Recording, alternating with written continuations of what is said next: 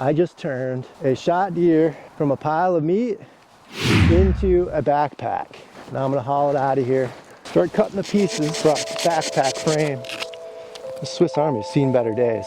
That's a good stick. We got about an hour before it starts getting dark, so we got a little time to pull this off.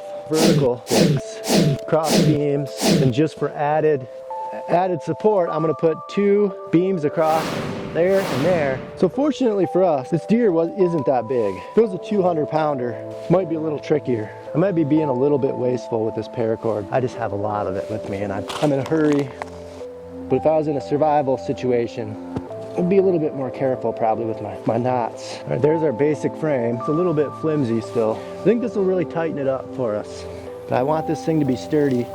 So I do have over a mile I'm gonna be hauling this thing, so. An elk might really be pushing it, but I think if you were to make a couple trips, three trips probably, you can get an elk out doing it like this. Maybe. We'll see about that, won't we? That just added so much stability to it. I'm gonna cut one more cross beam. We're almost ready to start packing in the meat. If I had a little bit more time, I'd like to make this thing a little prettier, but I just want to get out of here. Dang, that is beyond sturdy. I could put 150 pounds on this. Question is, can I make straps that can hold that much weight? So this is what I'm going to try to use as my strap. You can see I've already cut this orange up at one point. I think I shot a deer and I wanted to use the strip of this orange to mark where that happened. My vests have a very short lifespan. That is going to make a really nice strap, I think. It's a lot of weight. I think this is going to work. The knife is getting quite dull. If I tied a knot in that, right there, crank that down, I could then tie above the knot with this pair up so it can't slip through. That's very good, I think, right there. I'm putting over 100 pounds of pressure on it right there, so we'll do this other one. Because I think I'm going to be able to spread this fabric out like that, and it's going to disperse the weight so it's not going to be painful on my shoulder. I kind of like the way I did that second one. I'm going to try that again with here. That is going to be a beautiful backpack. I'm excited to see how well this works. I've never seen it done before. Okay, try it on, see if our adjustments. That feels so much better than it did. Yeah, this game plan is going to work, you guys. If you didn't have a piece of fabric, you could probably really easily use a piece of the deerskin to make your straps.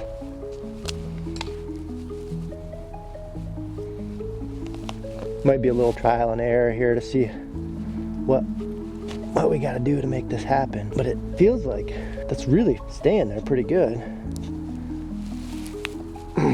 Start with the back straps. Trying to start the meat right at the bottom of the frame, at least the little pieces of it, so they don't slide out. Meat's all in there. Now all we gotta do is make a paracord lashing. Make this like a shoelace, sort of.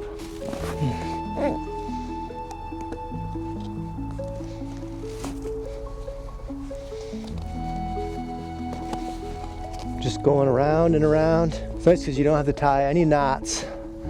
All I'm doing is hooking it on these ends that are sticking out. Look at that deer backpack. So all the loose meat is tied down here where it's doubled over. Let's try it on.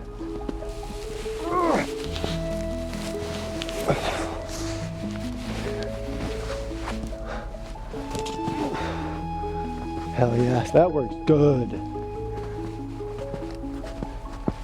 I would easily be able to carry this for 5, 6, 7 miles if I had to.